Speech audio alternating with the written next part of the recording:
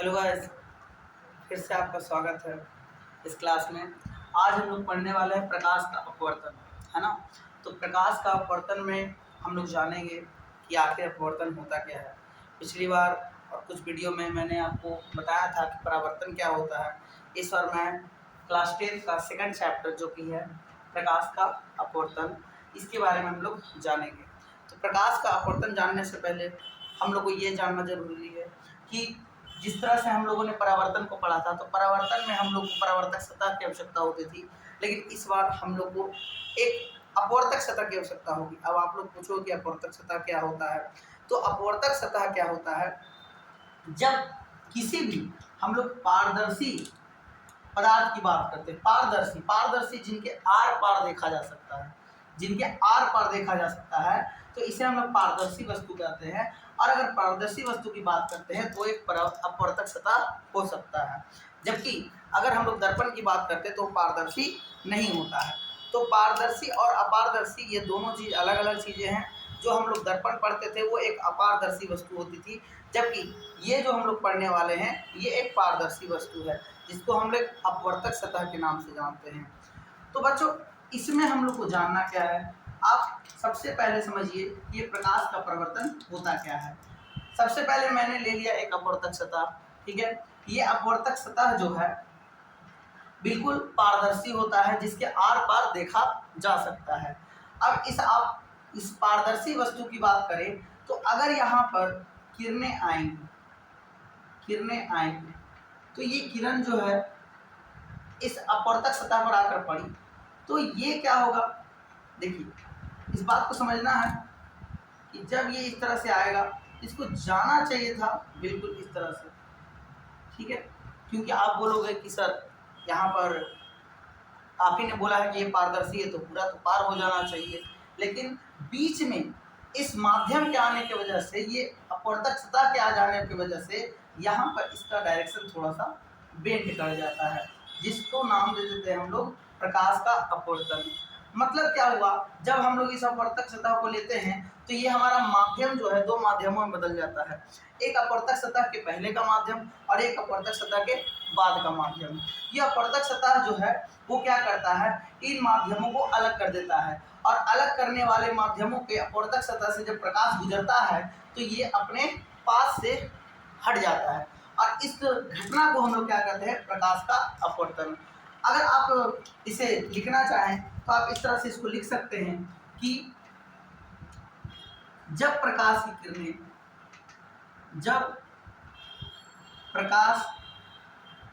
किरणें एक माध्यम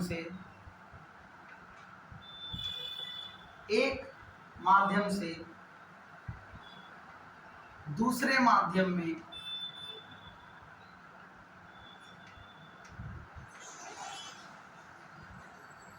प्रवेश करते हैं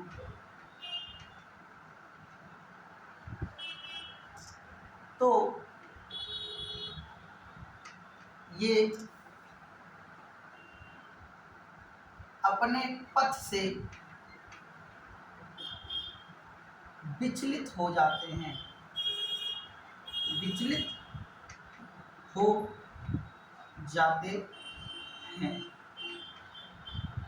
इस घटना को प्रकाश का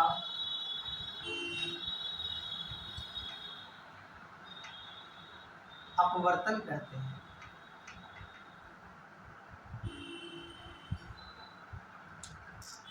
आप सीधे शब्दों में कह सकते हो कि प्रकाश के विचलन की क्रिया को हम लोग क्या कहते हैं, प्रकाश का अपवर्तन कहते हैं, क्योंकि ये क्रिया जो होती है ये विचलन की होती है, जिसमें आप यहाँ पर देख रहे हो जिस तरह से हम लोगों ने प्रकाश के परावर्तन में देखा था, उसी तरह से हम लोग यहाँ पर देख सकते हैं कि यहाँ पर भी एक अपवर्तक सतह है, जिस बिंदु पर ये किरण आकर पड़ रही है ना। इस बिंदु को हम लोग नाम, सबसे पहले इसका नाम क्या हो गया, ये अपवर्तक सतह हो गया बच्चों, अपवर्तक सतह।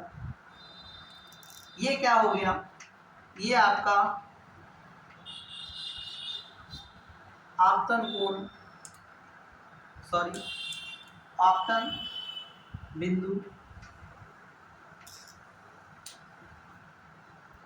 ये जो है आपका, ये जो किरण आपतन बिंदु पर आकर पड़ रही है इसे हम आपतित किरण कहते हैं, और जो किरण हमें विचलन के बाद प्राप्त होती है इसे अपवर्तित किरण कहते हैं, है ना। तो सीधा से इसमें सवाल है कि प्रकाश का अपवर्तन होता क्या है। तो जब प्रकाश की किरणें एक माध्यम से दूसरे माध्यम में प्रवेश करती है तो ये अपने पथ से विचलित हो जाती है। इस घटना को हम लोग क्या कहते हैं, प्रकाश का अपवर्तन कहते हैं। प्रकाश का अपवर्तन जो होता है उसके लिए एक पारदर्शक पदार्थ का होना अनिवार्य है ना। अब यहाँ पर आपको इन बिंदुओं को समझ लेना है कि ये जो सतह है इस सतह को हम लोग क्या बोलते हैं, अपवर्तक सतह बोलते हैं। फिर ये जिस बिंदु पर आकर पड़ रहा है इस बिंदु को हम लोग क्या कहते हैं, आपतन बिंदु कहते हैं, और इस आपतन बिंदु पर जो किरण आकर पड़ती है उसे आपतित किरण कहते हैं। विचलन के बाद जो किरण हमें प्राप्त होती है उसे अपवर्तित किरण कहते हैं। अब बच्चों यहाँ पर एक बात और जानिए कि ये जो किरणें होती हैं ये आखिर विचलित ही क्यों होती है, ऐसा होता क्यों है, आखिर विचलन का क्रिया होता क्यों है। सवाल ये भी उठता है कि ये जो विचलन है इस तरह से मुड़ जाना ये क्यों होता है, ऐसा है ना, सवाल यहाँ पर आता है। तो बच्चों एक बात जान लीजिए कि जब भी प्रकाश चलता है तो ये अलग अलग माध्यमों में अलग अलग चाल से चलता है। इसके चाल के अलग होने के कारण ही इसका विचलन होता है।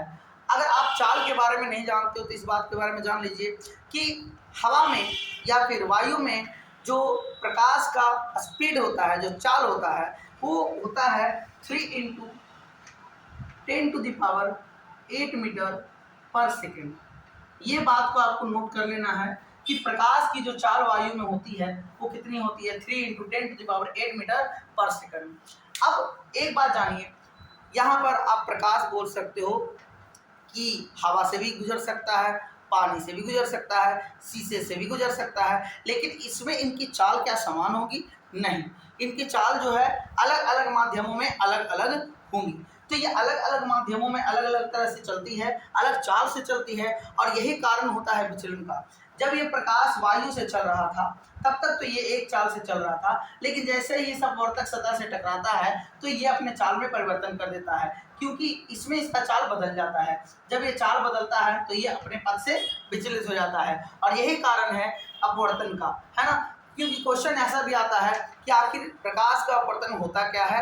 ये तो सही है कि जब प्रकाश की किरणें एक माध्यम से दूसरे माध्यम प्रवेश करती है तो इसे प्रकाश का अपवर्तन कहते हैं, अपने पथ से विचलित हो जाती है, इसे प्रकाश का अपवर्तन कहते हैं। लेकिन ये होता क्यों है ये भी जानना बहुत जरूरी है, क्योंकि प्रकाश का चाल जो होता है अलग अलग माध्यमों में अलग अलग होता है, इसलिए इसके जो है चाल बदलने के कारण ये अपवर्तन की क्रिया करता है या विचलन हो जाता है। इस घटना को हम लोग प्रकाश का अपवर्तन कहते हैं। अब बच्चों यहाँ पर चूंकि आपतन बिंदु है तो आपतन बिंदु पर एक अभिलंब भी होता है, जो हम लोगों ने प्रकाश के परावर्तन में पढ़ा था। ये आपका अभिलंब है, ये अभिलंब है। इस अभिलंब, इसे हम लोग अभिलंब कहते हैं। आपतन बिंदु पर डाले गए लंब को अभिलंब कहते हैं। जैसे ही अभिलंब हम लोग बनाते हैं तो यहाँ पर हमें दो कोण मिल जाता है, एक कोण यहाँ मिलता है, एक कोण यहाँ मिलता है, और ये कोण जो होते हैं इसका भी नाम है, इसे हम लोग कहते हैं आपतन कोण। आपतन कोण, अगर आपको याद होगा तो इसे मैं एंगल आई से डिनोट करता हूँ, और यहाँ पर जो है ये अपवर्तन कोण, अपवर्तन कोण, जिसे हम लोग एंगल आर से डिनोट करते हैं, ठीक है। ये एंगल आई और ये एंगल आर, चूंकि ये आपतित किरण और अभिलंब के बीच बना होता है इसलिए मैं आपतन कोण इसे कहता हूँ, और ये चूंकि अपवर्तित किरण और अभिलंब के बीच बनता है इसलिए मैं अपवर्तन कोण कहता हूँ। तो बच्चों सिंपल सी बात है कि प्रकाश का अपवर्तन क्या होता है, प्रकाश का अपवर्तन क्यों होता है, इन दोनों सवाल के जवाब आप लोगों को अच्छी तरह से याद रखना है। क्या कि अगर प्रकाश की किरणें एक माध्यम से दूसरे माध्यम में प्रवेश करती है तो ये अपने पथ से विचलित हो जाती है, और इस घटना को हम लोग प्रकाश का अपवर्तन कहते हैं।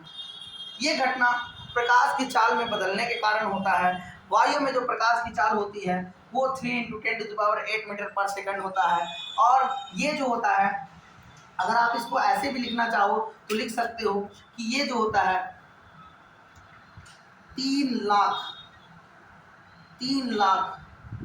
किलोमीटर पर सेकंड, 3 लाख किलोमीटर पर सेकंड। आप ऐसा भी बोल सकते हो। ये दोनों है क्या, ये दोनों सेम चीज है और इसको हम लोग कहते हैं क्या, प्रकाश की चाल। प्रकाश की चाल। और ये प्रकाश की चाल होती कहाँ है, निर्वात में, निर्वात में या वायु में। निर्वात में प्रकाश की चाल आपसे जब भी पूछा जाए तो आप बोलोगे कि निर्वात में प्रकाश की चाल जो होती है वो 3 × 10⁸ मीटर पर सेकंड या 3 लाख किलोमीटर पर सेकंड होता है। ये हो गया प्रकाश का अपवर्तन। अब इसमें हम लोग को और समझना है क्या है कि जिस तरह से हम लोगों ने परावर्तन के नियम को पढ़ा था उसी तरह से यहाँ पर अपवर्तन के नियम को ही पढ़ना है। अपवर्तन का नियम क्या होता है, इस चीज़ को हम लोग इसके बाद जानेंगे। पहले आप लोग इसे नोट कर सकते हैं।